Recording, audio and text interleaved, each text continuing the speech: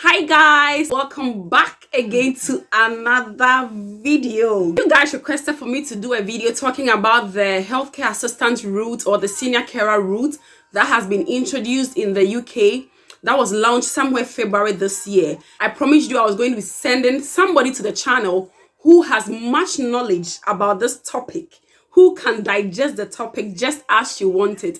So in today's video, we're going to be talking about the healthcare assistant or the senior carer route that has been introduced, and we are going to be discussing the requirements, the website that you can use, how to apply for these jobs, where you can actually find these jobs, the courses you need to do to land these jobs. And today I have a very special and important personality here in my crib. She is in my hood. I'm so privileged, guys. So I have this personality on my channel here to digest this topic with me. She is the person of Dina. She is a content creator. She is a YouTuber, and she is a migrant nurse as well, working in a very prominent NHS trust here in the heart of London. And guys, this one is just a gossip. She's a band 6 nurse, but she doesn't want me to tell you guys, so I hope she doesn't hear this. It's just for you to know. So she is a sister. She's very knowledgeable. She has a YouTube channel. I'll leave the link to her channel in my description box and in my comment section so that you guys can go and follow her, because she does topics that are very educative, topics that I haven't talked about on my channel. She has talked about it on her channel so that you can learn from her channel as well. So without much ado, guys, let's just go right into the video. I'll introduce to you Dina in the building.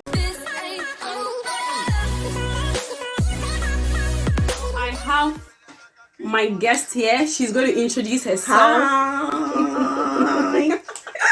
Hello guys, my name is Dina and Becca is my fellow Ghanaian YouTuber. I've been wanting to do a video with her for a very long time, and finally I managed to catch her. Today we're going to discuss this popular topic of you migrating to the UK either as a healthcare assistant, as a home care worker, or as a senior carer. So the UK government finally added all these category of healthcare workers to the occupation shortage list. So that means it's not only for nurses and doctors. If you have any other healthcare background, you also qualify to migrate through this route. So that is what we're going to be talking about. We're going to cover the eligibility criteria, the process involved, how to search for these jobs, and some of the courses you need to do to enhance your chance of getting this job. So I hope you do stay tuned and hope you watch to the end, and we hope you get the best out of this video. If you've got any questions at all after this video, please just put it in the comment section and we will do our best to respond to all the questions as much as we can. Okay, so I will start by asking you, Dina,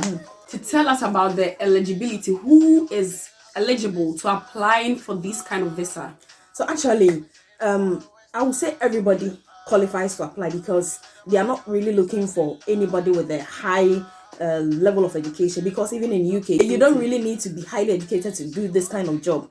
But if you're applying from overseas, you stand a better chance if you have like healthcare experience. So for somebody who is an enrolled nurse, healthcare assistant, or anybody with any form of healthcare experience, you stand a better chance.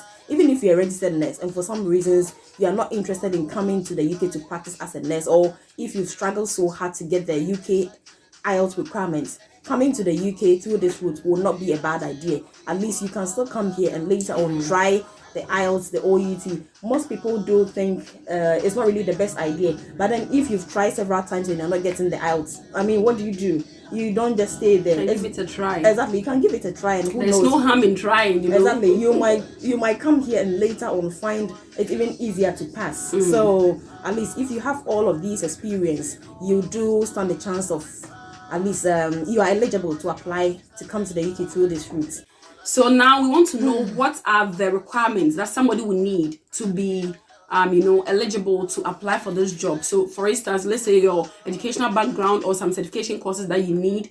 I want to know, what do they need for them to be able to land this job? To stand a chance of getting the job, you need like a proper updated CV, which should include every form of healthcare experience that you have. Because mind you, there are people who apply from all over the world. Just for this particular job, you're also applying. So you don't just put in a few points and then hope to get, because it has to be like a CV which will include every form of health experience you've ever had. that will give you an upper hand of getting this job. And also you need your IELTS. UK is an English speaking country, so there is no way you can come here without, you can't escape IELTS as far as this route is concerned. Yeah, but so, I think the band level is lower, a bit lower for this one. If you are coming through this route, you don't really need to get the 777 as you want, as you need if you were to register with the UKNMC. So at least the UKVI general or academic will be suitable, and at least you need a minimum of at least 4 or 5 in each band. So if you wish to maybe further Which I your think education, is easier to get. it's easy for most people to get.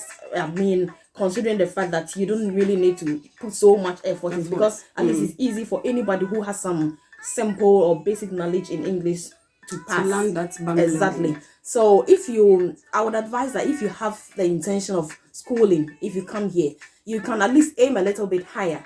But at least for the purpose of this job, you don't really need a high score, which is very, very good. So because most people are finding the IELTS very, very challenging. Even most nurses have tried several times, they are not getting the required band. So the good news is for this particular route, you don't really need a higher score. So that's really, really good.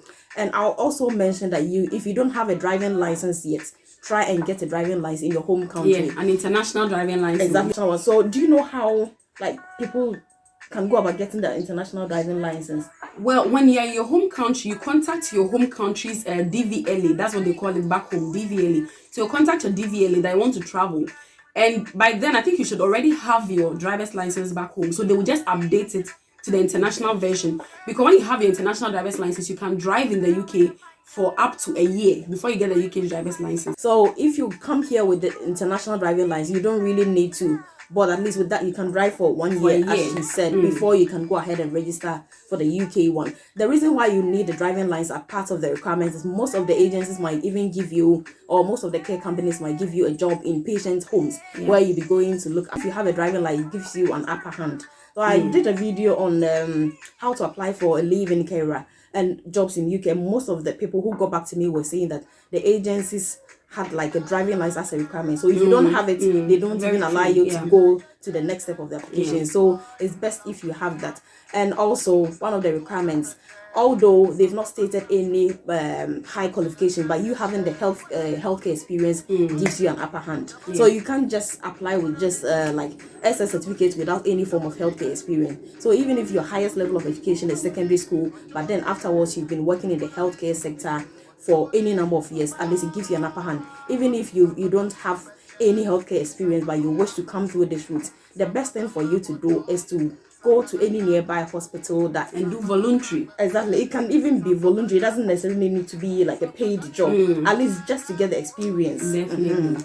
Also, some of the requirements include like doing some courses. So even if you are healthcare, you have the experience already, sometimes getting some form of experience or like courses that are UK accredited gives you an upper hand. So there are courses where you can do online. It's called a care certificate. The care certificate is highly recognized here in the UK, and it includes like about 15 courses, which includes like basic knowledge in nursing, like infection control, safeguarding. There are some topics that are not really common in our home country, but then these are topics that gives you an upper hand if you've done that. So if you don't even know what the care certificate is, you can go online. I'll leave a link in the video so that you can check out some of the websites where you can go online. I think there's a website called Allison, isn't it? Yeah, there's another one called Future Learn, Care Tutor. There are a lot of websites. We'll leave them in the description box so that you guys can check up on them. Some of them are free. Some of them you only pay like about 20 or 23 pounds.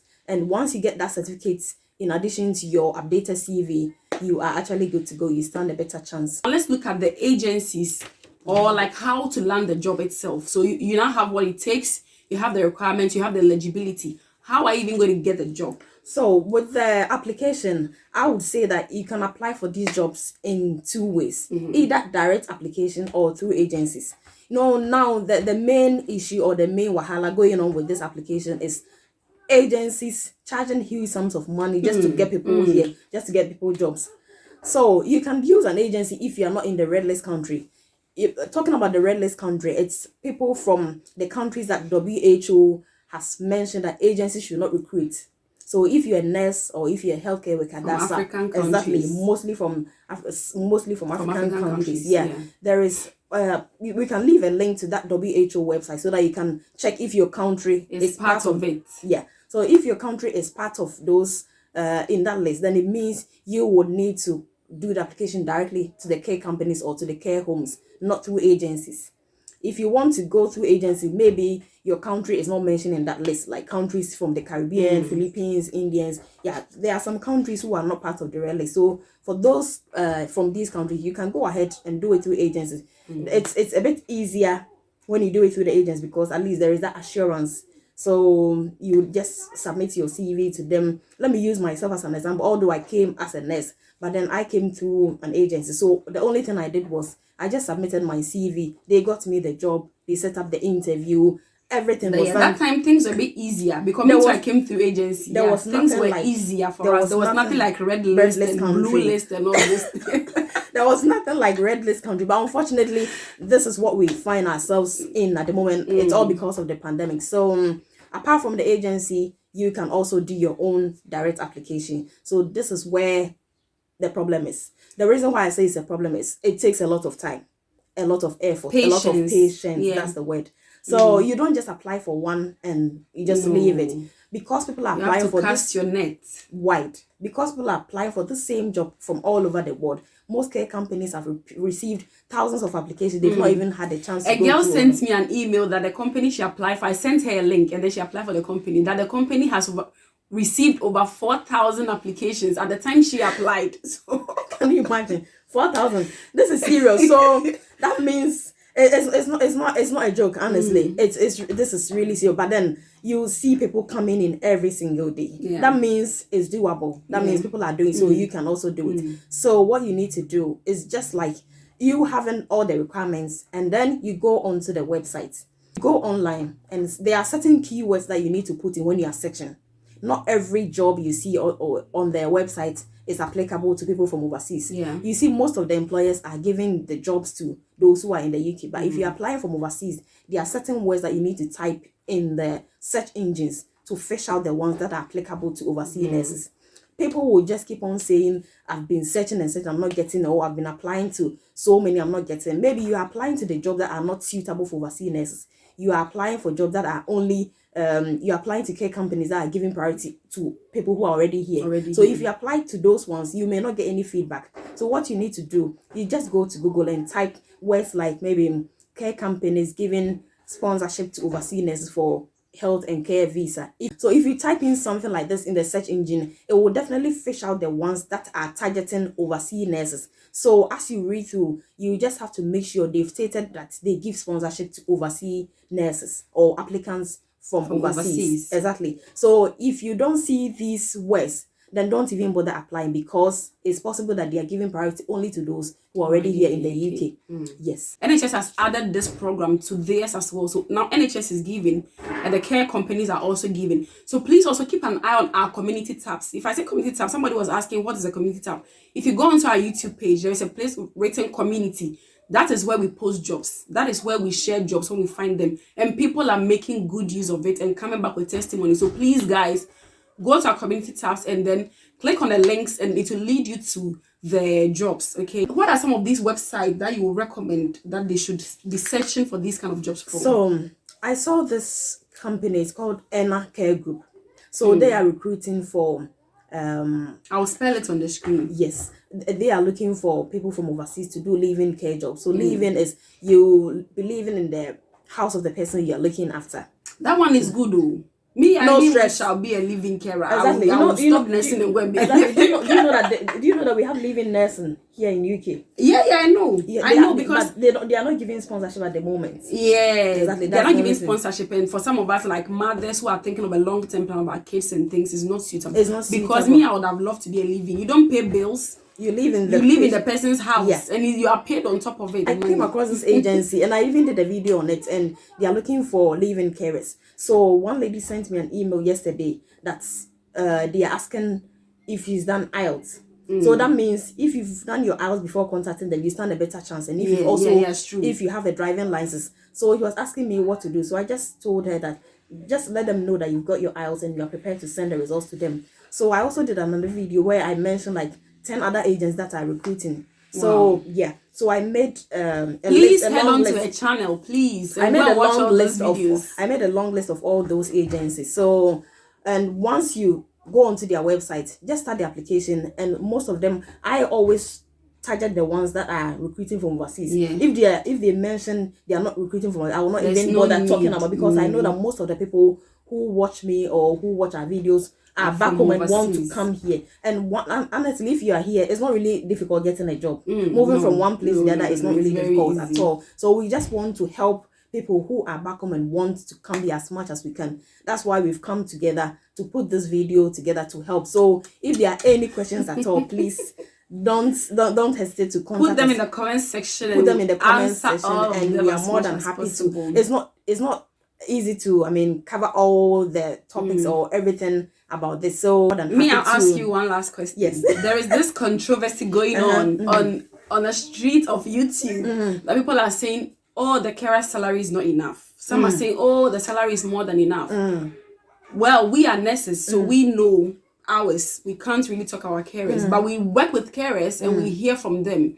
So what's your take on this? Do you think their salary is going to be enough for them? Because some people DMA, they are single mothers, some are widows, they have kids and all that. Do you think they can survive on this salary? So with this issue of salary, even nurses will not say their salary is 100% okay for them. I will tell you, even doctors sometimes do overtime. So everybody is doing it too.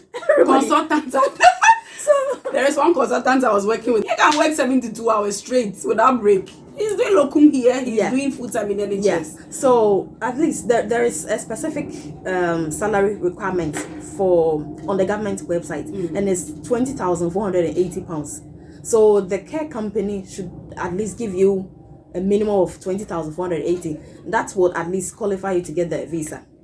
So once you get here, I will not say that it's more than enough or it's little or it's okay, because even for nurses, doctors, everybody does overtime.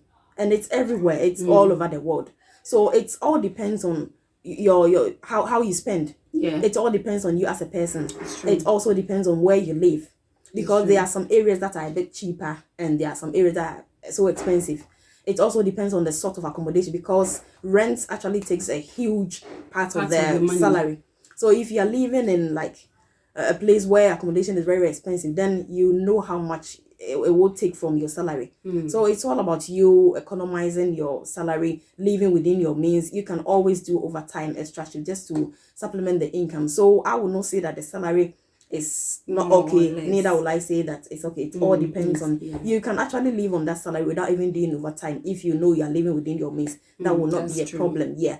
But if you want extra, there is always opportunity for you to work extra, because on the health and you'll be coming on the health and care visa, and you're allowed to work 20 hours extra as per the government guidelines. So with that 20 hours, at least you can even use that to be sorting out your bills if you happen to live in accommodation where you pay bills on top of your rent. So you just have to get here and work it out with your living expense and see how it goes. So just the last but not the least, I'm going to ask you what are some of the benefits that somebody gains from coming through this route as a senior carer, as a healthcare assistant? What are some of these benefits that apart from the salary, what are some of the benefits that you think they stand a chance to have? So one thing about this senior carer route or healthcare assistant route is you don't only come as the principal applicant, your family also qualified to come with you. Yeah. So if you are married, you are coming with your husband or your wife. And one good thing is, let's say you're coming with your husband. If you are married and you have kids, you're coming with your husband.